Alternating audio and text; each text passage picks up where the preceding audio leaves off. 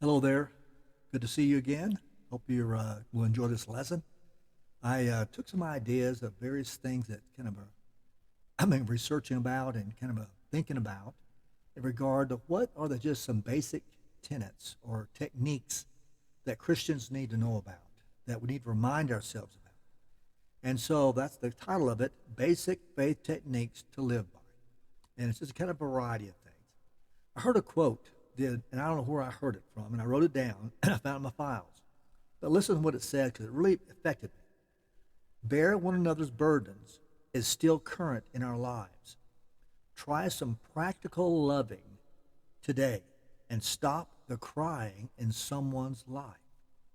Isn't that neat? I like that. Stop the crying in someone's life, which could be outwardly, but also inwardly, and their souls are crying, their spirits are crying.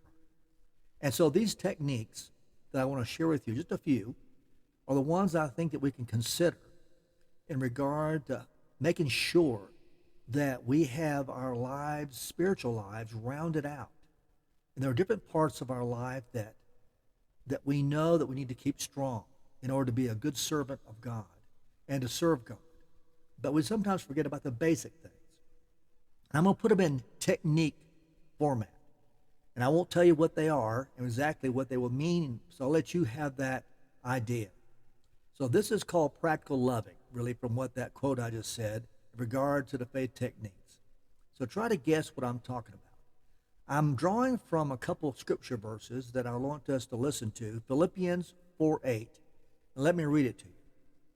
Finally, brothers and sisters, whatever is true, whatever is noble, whatever is right, whatever is pure, whatever is lovely, whatever is admirable, if anything is excellent or praiseworthy, think about such things. And then from Jeremiah, the 9th chapter, 23rd verse, and 24th. This is what the Lord says. Let not the wise boast of their wisdom, or the strong boast of their strength, or the rich boast of their riches, but let the one who boast above this, that they have the understanding to know me, that I am the Lord, who exercises kindness, justice, and righteousness on earth. For in these I delight, declares the Lord. And that kind of underlines and foundations about the different techniques. Let's get into them, shall we? The first one is called the technique of what counts. And let you see what that mean by that. I found these words one day on a wall in a plaque somewhere that really struck home. Life is mostly froth and bubbles. Only two things stand like stone: kindness in another's troubles, courage in your own. Now, troubles will come and go, as we know, so we don't have to worry about that. You can avoid them, but you can also live with them. The test of someone's character is how they handle their troubles. It's not nearly as important to others than to us. We need, as part of our self-confidence and courage, to know that we have endured through these troubles. To endure one trouble gives the stamina and drive to endure the next one that's coming right down the road, and we know there's more troubles coming. Each trouble is a stepping stone paving a road of our personal history of conquering and enduring. If not, then it's destroying. It's also through troubles that the depth of our kindness and giving is tested toward other people. Another trouble that we come across with our helping hand embraces a kind of a common understanding that we are alike and that we are together as a community, that we're not alone.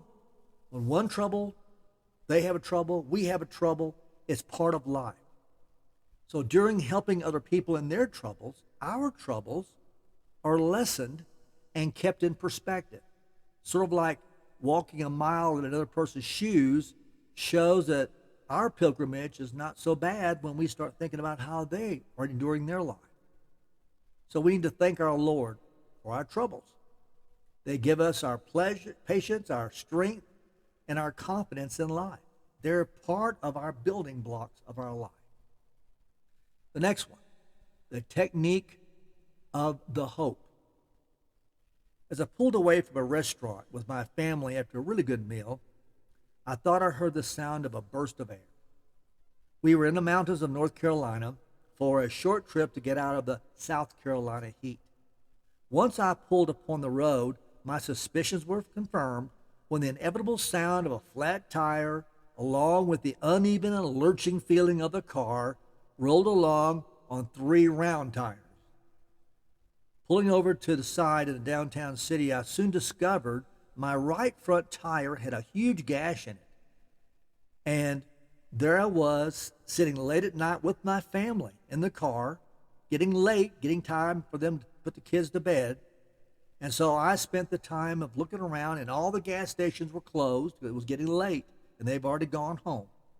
So after an hour of jacking up the car, I sat down, sweaty, and I was already dressed nicely, too, with dirt and grease up to my elbows on the side of the curb. I'm angry, I'm frustrated, wondering how to solve this dilemma on my own because there was very little room on the side of the road, and I couldn't get the car to go up high enough. My family wisely stood off to the side and quietly seeing my mood. While cars streamed past without any sign of stopping or even caring, and all of a sudden, my man waves at me from across the street. And he comes over, dodging traffic to get to me, and immediately he grabs the tools, not even saying anything, just grabs the tools from my hand, giving me a very large smile, and begins to change the tire that seemed most impossible to change just a moment ago. I tried to help, but he wouldn't hear of it. He just waved me off and started speaking Spanish and continued to work. Well, after a bit, he finished the job, and with another large smile lighting up his face, he stood up and dusted himself off. And I tried to give him some money. He just laughed it off and refused. By the look of his clothes, though, I knew he could use a few dollars. But with my crude Spanish, I said, "Thank you very much." He waved with a smile and went back across the street to wherever he came from. I would have been surprised if he suddenly sprouted wings and just took off into the sky. You know, life can shrivel our expectations to no bigger than a raisin without much juice at all. You deal with people and you're shocked and you're dismayed by their selfishness and apathy. Time goes by and you find yourself continuing down the path until you find yourself continually irritated with life. And that irritation soon becomes a constant anger toward humanity. You grow stronger in your suspicions and cynicism of their motives and a true heart. And just about when you give up on humanity, someone enters your life and renews the hope in the humanity and kindness that you just left out. The technique of the hope. You know, I feel guilty judging all of humanity on the merits of a few people who are rude, uncaring, and nasty. I know I throw the baby out with the bathwater. A little man who spoke no English, but spoke the international language of kindness, the smile and the open hand reaffirmed my hope and belief. Now it's my turn to reaffirm someone else's need of hope. I need to do well to others, even when I may not receive any appreciation in return. You want to join me? Here's our next technique. The technique of a desert note. A traveler in Death Valley in the 1930s found an old pump alongside the trail with a tin cup tied to it. Inside the tin cup, he discovered a note which read like this: "This pump is all right as of June 1932. I put a new sucker washer into it, and it ought to last 5 years. But the weather dries out, and the pump must be primed. Under the white rock, I buried a bottle of water out of the sun and a cork in it. There's enough water in it to prime the pump, but not if you drink that water first. Pour it in about 1/4 and let her soak to set the leather. Then pour in the rest medium fast and pump like crazy. You'll get water, I assure you, The well never runs dry. Have faith. When you get watered up, fill the bottle and put it back as you found it for the next fella. And the note was signed Desert Pete. I love that story. When I read this story, several thoughts struck me as to the meaning for our lives. We remember those who have left us messages of hope and faith and encouragement that kept us going the right way and doing the right thing. We must remember to leave our messages for those who follow us of encouragement and faith. That is our legacy. And lastly, sometimes you must prime relationships with kindness and common courtesy and loyalty in order to receive the untapped reservoir of the same from the other person. The technique of the pump. Here's the next one. The technique of one glass of milk. One day, a poor boy who was selling goods from door to door to pay his way through school found that he only had one thin dime left and he was hungry. He decided that he would ask for a meal at the next house. However, he lost his nerve when a lovely young woman opened the door. So instead of a meal, he asked for a drink of water. She, though, thought he looked kind of hungry, so she brought him a large glass of milk. He drank it slowly and then asked, "How much do I owe you?" "You don't owe me anything," she said. "Mother has taught us never to accept pay for kindness." He said, "Well, then I thank you from my heart." So as Howard Kelly left that house, he not only felt stronger physically, but his faith was stronger in God and man also. He had been ready to give up and just to quit. Years later, that young woman became critically ill. The local doctors were baffled what was wrong with her. They finally sent her to the big city where they called in specialists to study her rare disease. Dr. Howard Kelly was called in for consultation. When he heard the name of the town she came from, he went down the hall of the hospital to her room, and dressed in his doctor's gown, he went to see her. He recognized her at once. He went back to the consultation room, determined to do his best to save her life. And from that day, he gave his special attention to that case. And after a long struggle, the battle was won. Dr. Kelly requested the business office to pass the final bill to him for approval. He looked at it and then wrote something on it that would take and change the rest of her life when she read it. So finally, she looked up and something caught her attention on that side of the bill where he had written something. And it read this: "Paid in full with one glass of milk. Signed, Dr. Howard Kelly." And tears of joy just flooded her eyes as her happy heart just prayed, "Thank you, God. Your love is shed abroad for humanity, as always." We rise by lifting others. The technique of choosing the shape. So who are you like? I mean, which relative do you take after and you resemble the most in your personality and your looks? We've all heard that we resemble someone by our eyes or ears, walk, or certain likes or dislikes. I know good and well my hairline has come from both sides of the family, and my dashing good looks come from somewhere. I sure didn't earn them, that's for sure. A great story of two high school students were talking about their report cards. And one asked the other, "Well, what did your parents say to you when you brought home 5 Fs?" And the other replied, "They didn't say anything to me. They were too busy arguing about which side of the family I take after." Yes, we're a product of our family genes, but we're also a product of our environment and our experiences. We actually have a large part of choosing what changes us. We choose how we react to our experiences by applying them with humor and wisdom or bitterness and revenge. I have met people who are bitter and hard to get along with because of aches and pains and just getting older or something going wrong in their life. And it's a very fearful thing, and their whole lives are warped because of it. No one makes us change. We choose to change. God has given us the power to choose what we want to become. And that's the rest of our life of choices to the very moment in our life. The clay of our life is beaten and shaped and formed into the vessel we choose. We have the capacity to change everything into goodness. What power do we have? The next technique is called the technique of help from experience.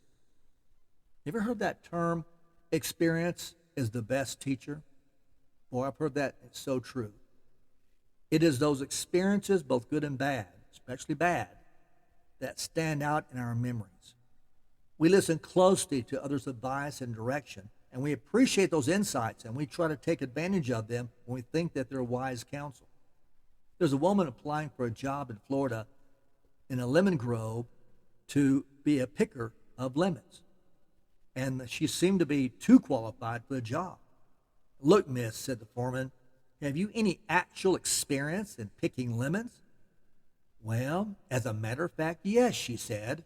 "I've been divorced 3 times.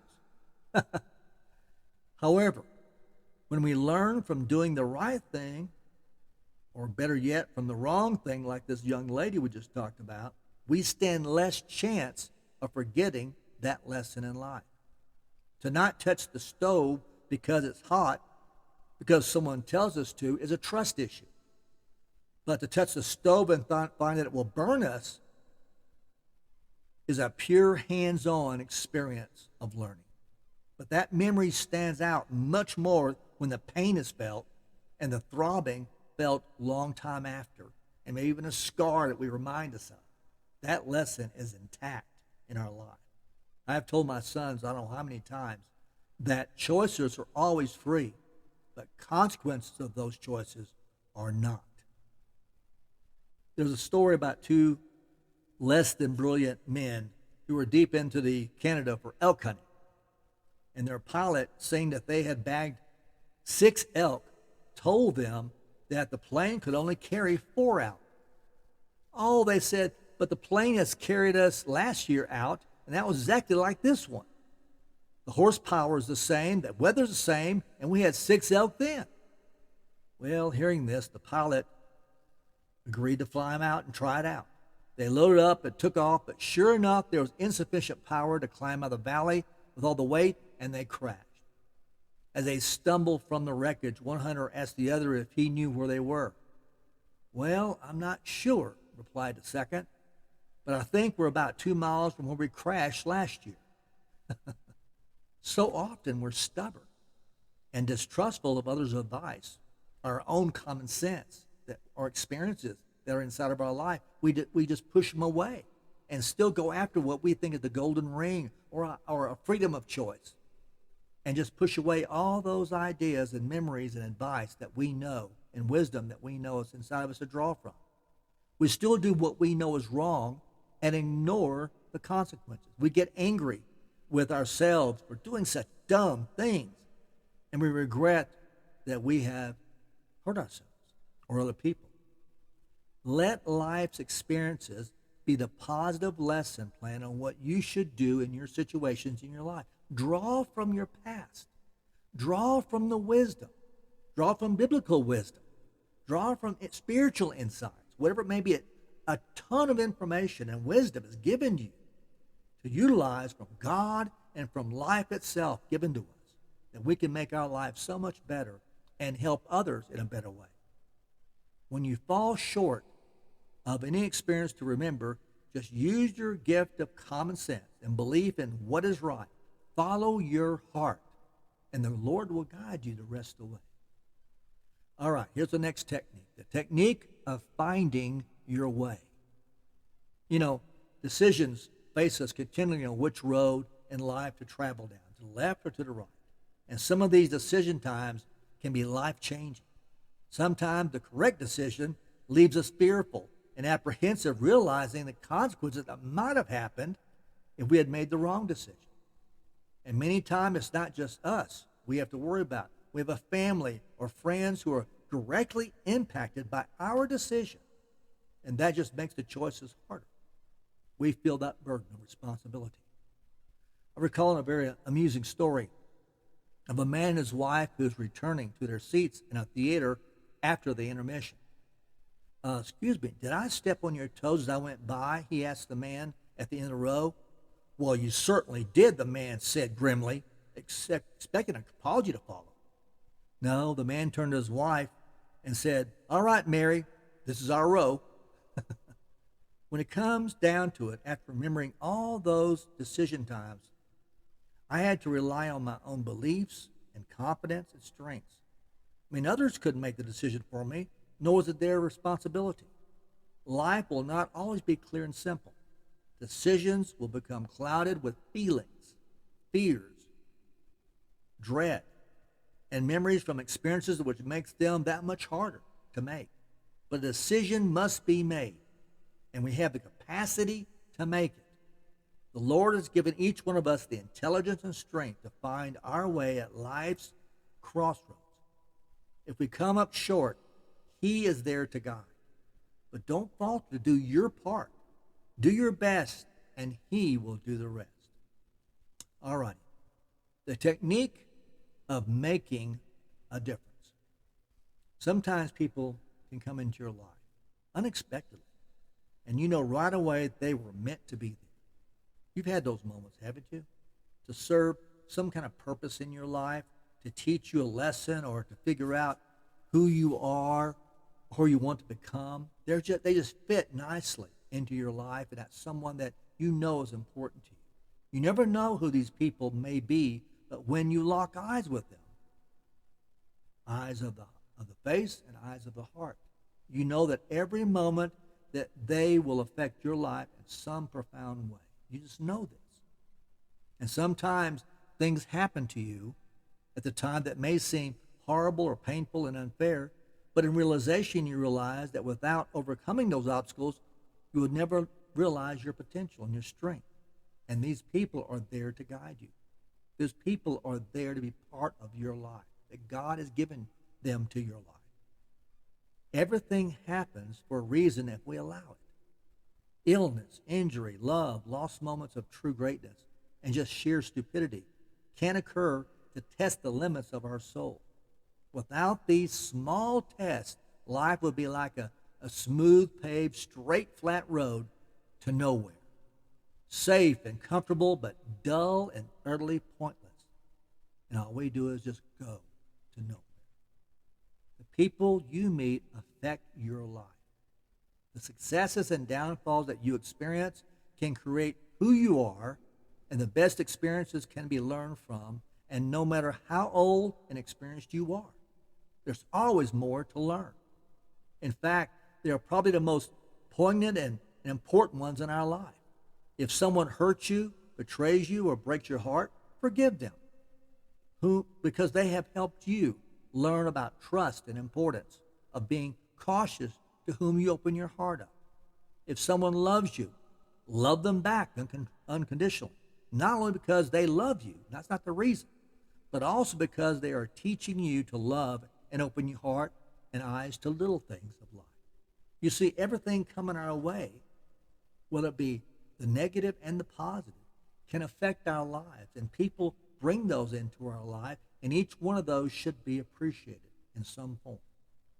So make every day count.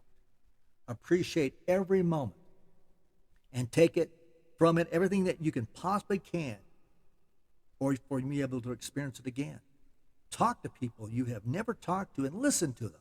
Let yourself fall in love and break free and set your sights high. Hold your head up because you have every right to as a person created by the living God. So tell yourself that you are a great individual and believe in yourself, or if you don't believe in yourself, no one else will. Create your own life. From this day forward, or whatever days you have left over, create it and then go out and live it. All right, our next technique is called the technique of poof. Technique of poof. Ever wish you could start a day over again? Maybe today was it. I know my day, I wish I could look back and go, I think I'd just like to start over again. Ever wish you could just start over a year, maybe? I bet you have at some time even wished that you could start your life over again. We just know that we can do better if given another chance. There was a story about a 60-year-old couple who were celebrating their 40th years of marriage. And during the celebration, a fairy appeared and said, because you have been such a loving couple all those years, I would like to give you one wish. The wife quickly chimed in, I want to travel around the world. And the fairy waved her wand and poof, she had the tickets in her hand. Next, it was the husband's turn. He paused for a moment and then said very slyly, well, I'd like to have a wife 30 years younger than me. The fairy picked up the wand and poof, he was 90 years old. Don't get what you wish for all the time. We can't go back in time and do it all over again, knowing what we know now. I've often thought if I was 20 years younger, knowing what experiences have taught me and the maturity that I have gained, how much more productive and happier and calmer my life would be. Good dream, but it's unrealistic. We are shaped like clay, as I said before, to be who we are today by experiences, both good and bad. Instead of wishing the impossible and unrealistic, we need to focus our energies on the present and prepare for the future. And what can I do today about it? What can I do to make tomorrow better? Given all my experiences, my wisdom and maturity, and gaining from all these years, how can I maximize them to take control of my life and make a difference? It just doesn't just happen. Poof. If we wish for it, no fairy will appear. We can't do it all over again with no history of ever happening. But we can do it all over again knowing how we tried before. We learn from our mistakes that gives us the wisdom, the courage, the depth to draw from as we try and try again.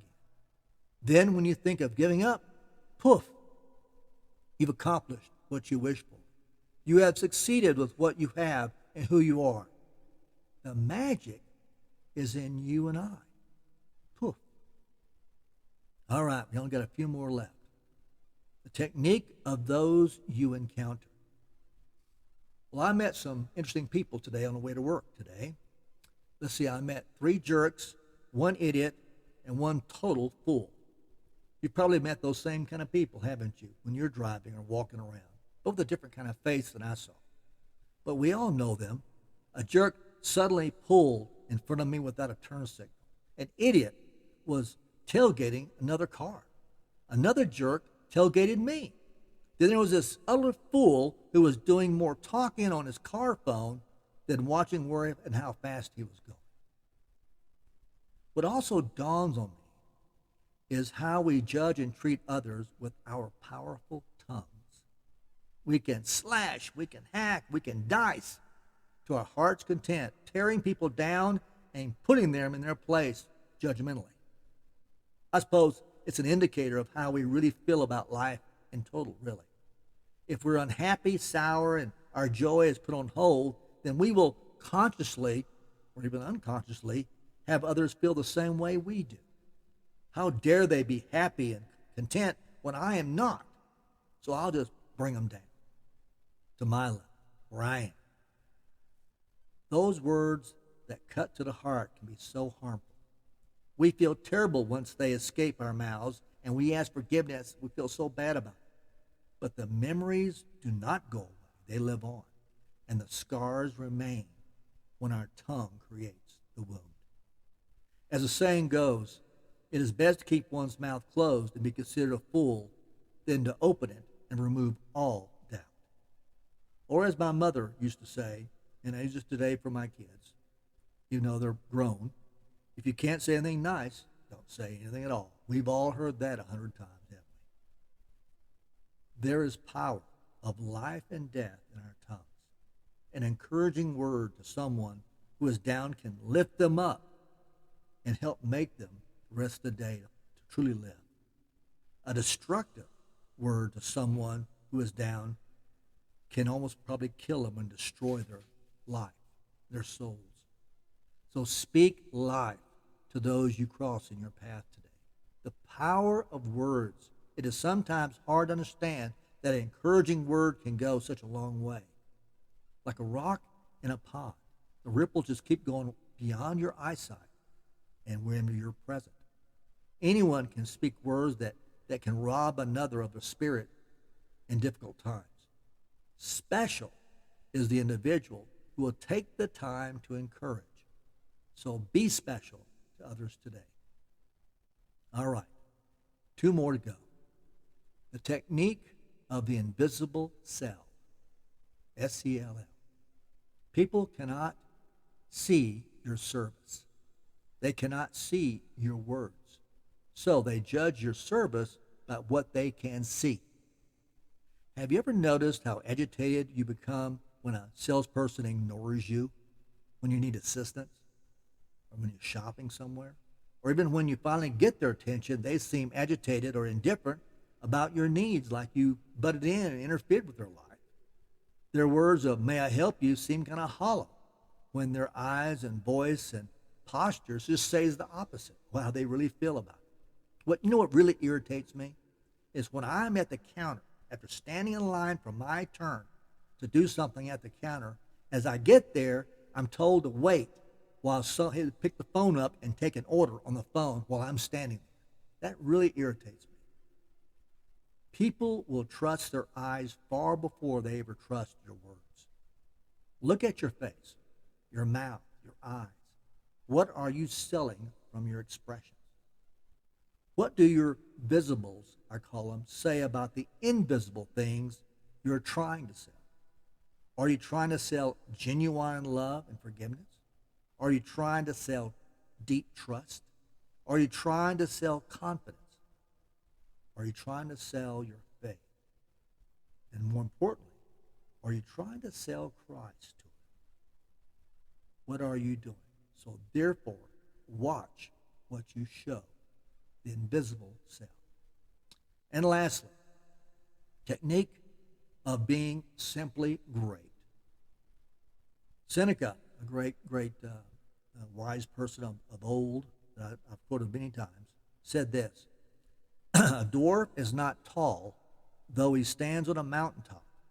A giant keeps his height, though he stands in a well." Think about that. A dwarf is not tall, though he stands on a mountaintop. He's still a dwarf, isn't he? A giant keeps his height, though he stands in a well. He's still a giant. If you get to thinking you're a person of some influence, try ordering, for example, somebody else's dog around. They won't do anything, will they? There's a great cartoon that I had in my files I found that's about a popular girl.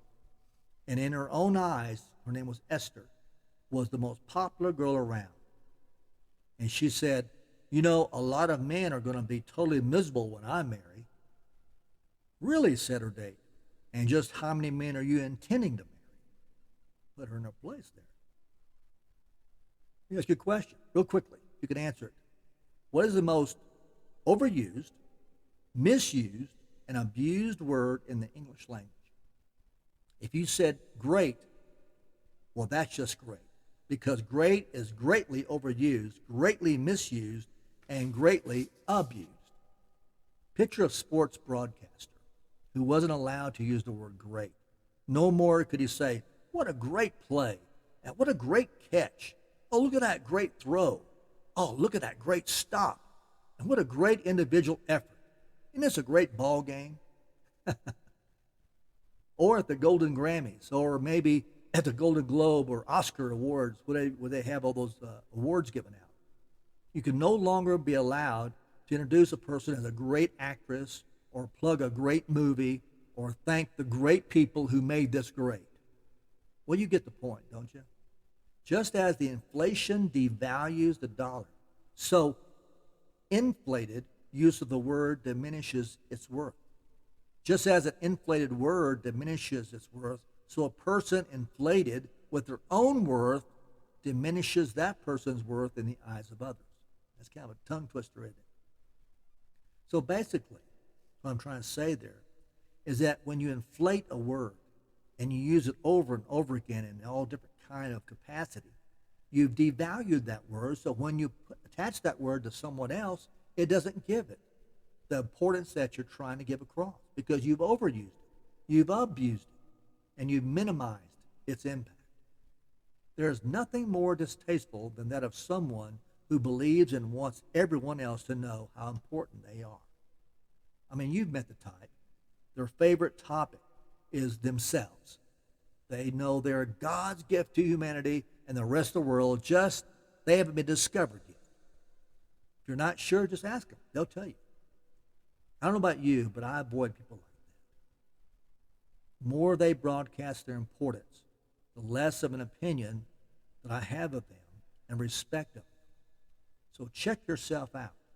Humility and gracefulness is the most powerful ingredient of a truly great person. History proved it, and that's how God made us. So every good thing in the Christian life grows in the soil of humility. Without humility, every virtue, every grace withers. Helen Nielsen had a great statement that I found when she said, humility is like underwear, essential but indecent if it shows. I think that's great. I love that. Oh, pardon, I tricked myself, didn't I? So the secret of greatness is that it usually emanates from a simple life. From the soils of simplicity and humility grows the seeds of greatness. Isn't that great? Well, those are my techniques of basic Christian living. I hope you've enjoyed them. I hope put some stories in there to kind of give an illustration of it, and I hope you get the idea. I want you to examine your lives. Think about what I'd said. Think about those techniques. Have you tried them out?